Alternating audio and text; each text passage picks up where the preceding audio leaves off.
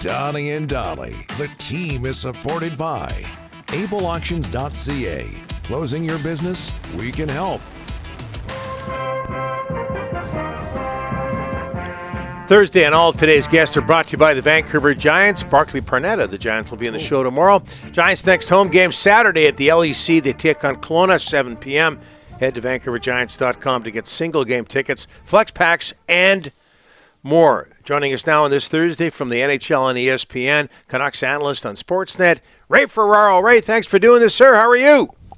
I'm good. Better than Dolly's chair. Maybe walk around the block, Dolly. What do you think? I don't know. Hey, I've lost a lot of weight, Ray, and it's not a weight issue. It was the way it was built. It was a cheap chair, Ray. Mm-hmm. Yeah, it's always construction, right? Yeah. Of something. Yeah. How's your chair? What are you sitting on, Ray? Tell us. Come on. I've got a kitchen chair. I'm pretty secure that this one's going to stay up. I feel good on it. How is the seating at Anfield? Yeah. Liverpool FC, Ray. Tell us about it. It was amazing. What a great trip. We got over there, got up to Liverpool on Christmas Eve. We spent Christmas Day in Liverpool, just kind of walking around because everything was closed, right, for Christmas. And Boxing Day was the game, and it was so cool. Like I think I knew this, but I didn't really know. Like the field, literally sits in a neighborhood. Like you could, if some guy was standing in his front door, you could play catch with a baseball from the front door of Anfield. Like you're that close. Like you could literally throw a baseball there. And so there's no parking. There's no parking lot. So people get dropped off, I don't know, half a mile away, and they walk to a pub and they have a beer, and then they walk to another one and they have a burger, and then it's like it takes them an hour to get to the game. And then by the time you get there, everything is like, you feel like the game, like the importance of the game, right?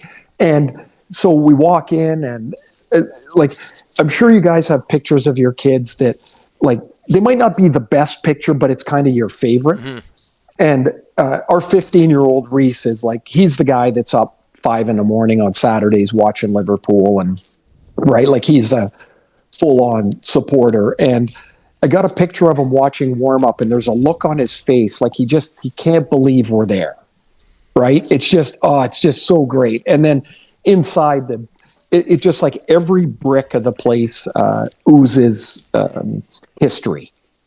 It's just, if you're a soccer football fan and this is a possibility bucket list thing, go there. It's one of the greatest trips we've been on. Cammie and I said coming back, man, can you believe how much fun that was? It was so great. Yeah. Our family toured the Chelsea grounds in the summer. It wasn't even a game. I don't think you have to be a football or soccer fan, Ray, to feel that history, to be entertained.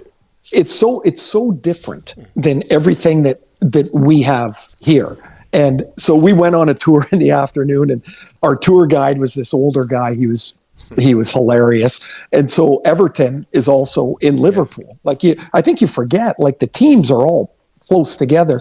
And he said, you could, after this is over, you could take a tour of Everton. It's much shorter. They don't have any trophies.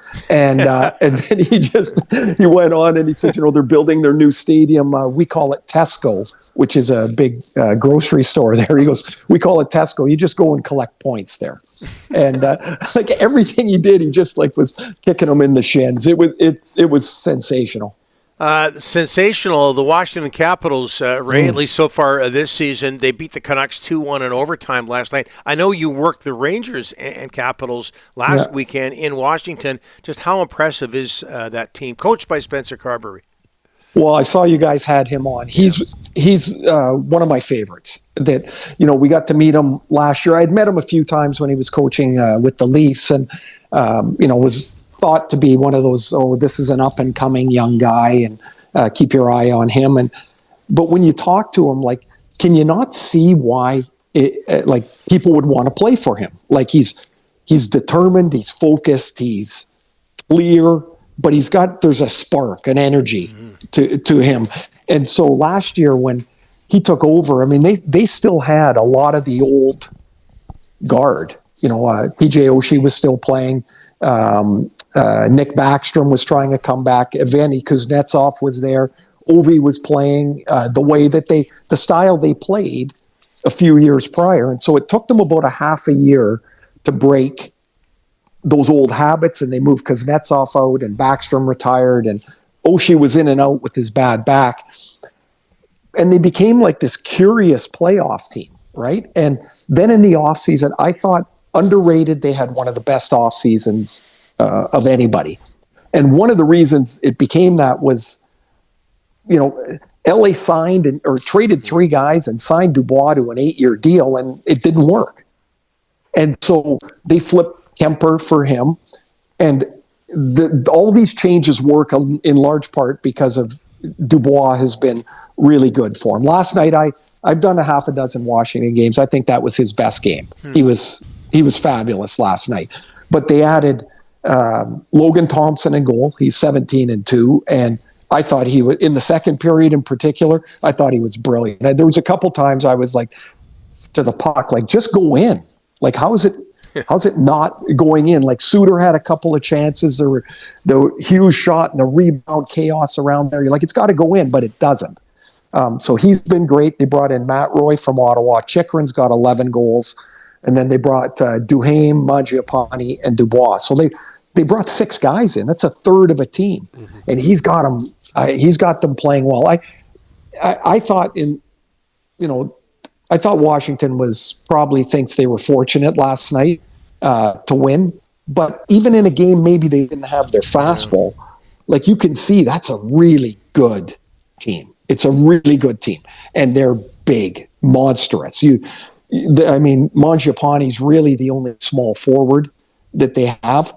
They're big, and and when the big boy's playing like he is, I think he drags a lot of energy with him too.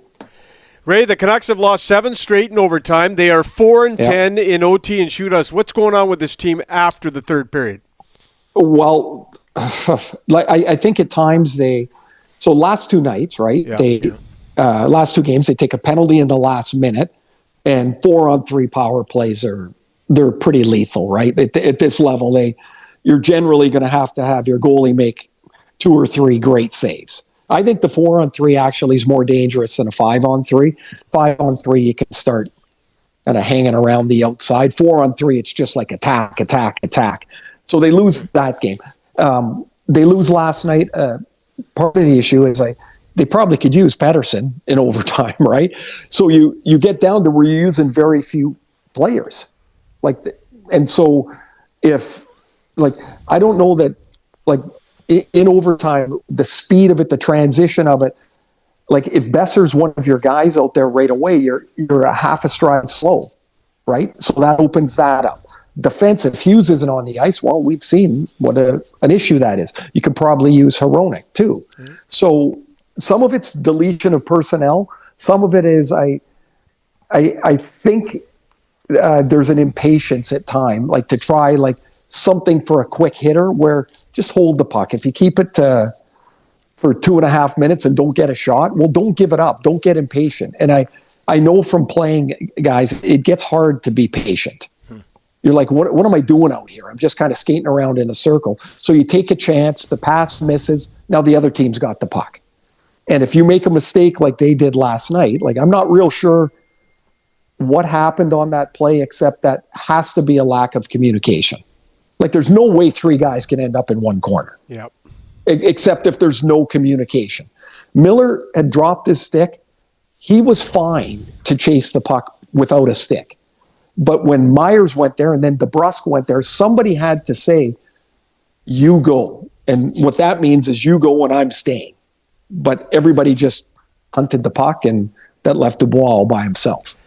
Ray, when the Rangers came to town earlier this season, I think they were 12-4. They're right now 26th in the overall NHL. Have you ever seen a team do a nosedive like this?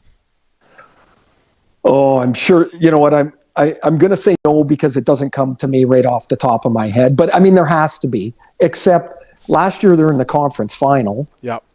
like they lose to Florida. I do think there's always a danger of teams maybe overestimating what they are. I did that series with Florida, and it was 4-2, but it wasn't really that series. I mean, Shesterkin was just brilliant, like spectacular. And I thought the gap between Florida and the Rangers was bigger maybe than it appeared. The Rangers have lived on special teams and lived on a transition game.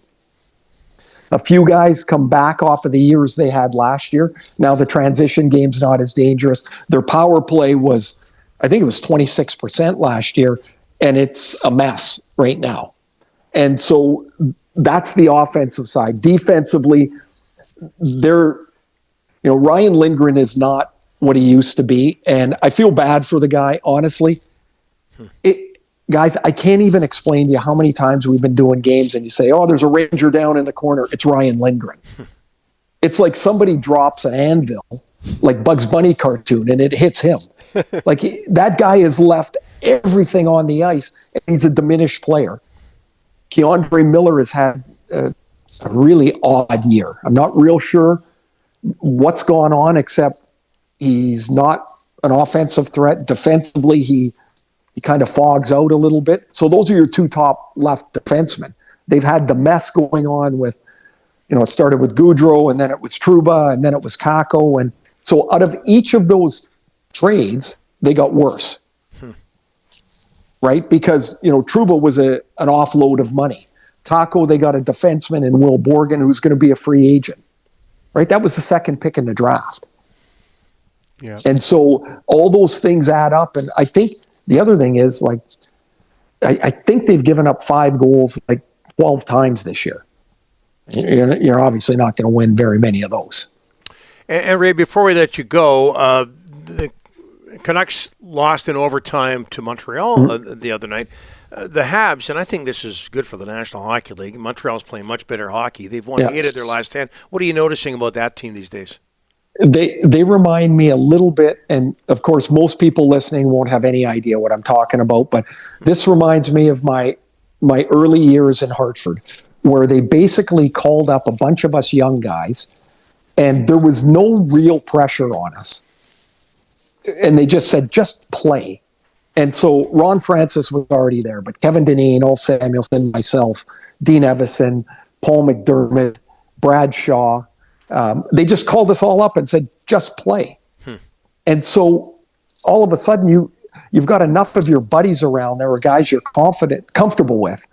And you attack, you play, when things go well, they go really well. When they go bad, they tend to snowball because you're so young. And I think that happened just prior to this hot streak in Montreal. But Hudson's is a really fun player to watch, right? Kirby Dach is, he tore his ACL, and like everybody else that tears one, it takes way longer than you think it should.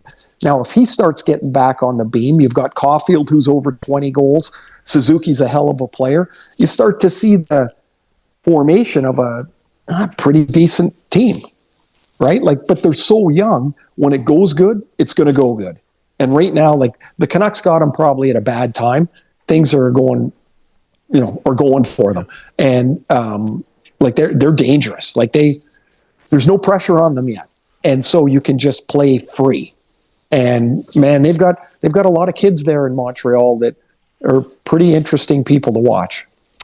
We're all jealous of the Liverpool trip, Ray. Yep. Thanks so much for this. Hey, thanks, guys. Dolly, glad you made it through the interview, kid, on that chair. All the best to you. The new one's coming next week, Ray. New one's coming next week. Yeah, yeah. Well, as long as it doesn't come with like IKEA-ish, where you've got to Allen key it together, because I just can't see you getting one of those together. I just don't see it. Yeah. It's coming ready-made. It'll be me and Ryan working on that thing. Thanks, Ray. Oh, new seats. Way to tie Ryan in. I like it. Oh, I like yes. it. Yes. Okay. New seats. Okay. Yeah. See you, boys.